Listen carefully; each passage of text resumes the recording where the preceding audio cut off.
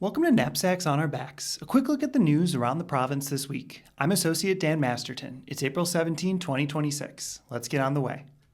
On Tuesday evening, Father Mark Francis appeared on Aaron Burnett Out Front on CNN to discuss Pope Leo's calls for peace and President Trump's criticisms in response and problematic AI-generated image. Father Mark said in part, Pope Leo knows the situation, and he knows that what the President of the United States says affects people. The Pope's job is not to be a political pundit. His job is to speak to the world in terms of the gospel of Jesus Christ. When those values are violated and human suffering is obvious, the Pope becomes the voice of the people who are suffering. He feels he needs to say this to inspire other people to come into the picture and moderate things. In response to the president's AI image of himself as Jesus, Father Mark asked, "Who does that?"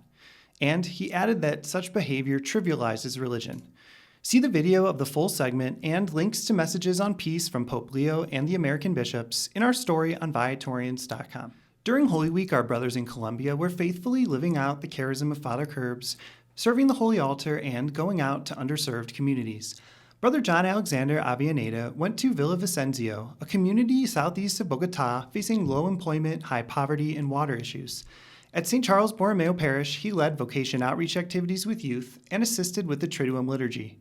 Father Juan Carlos Ubaque traveled far southwest of Bogota to the rural region of Cauca, an agricultural area that farms sugarcane and coffee. He worked with the Company of Mary missionaries to celebrate Holy Week and Triduum liturgies with the parish and in village communities there.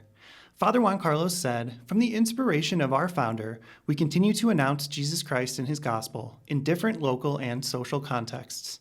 We witness the faith of these people, even in so much difficulty. It's a call to keep refining how we follow Jesus Christ."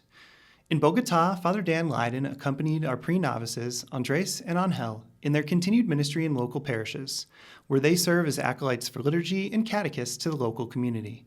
And Brother Julian Camilo Torres, a Colombian novice in formation in Chile, served as acolyte to Cardinal Chomalí, Archbishop of Santiago, who ordained Brother Tomás Villalobos of Chile to the diaconate a few days ago.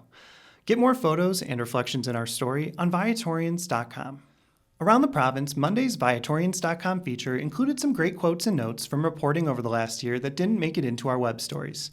Hear how Archbishop Hicks described parish participation, how Associate Larry Durso supported people experiencing homelessness while working as a librarian, how Viatorian young adult Michael Schumacher continued leaning on his skills he learned as a VYC leader, and more in our feature story.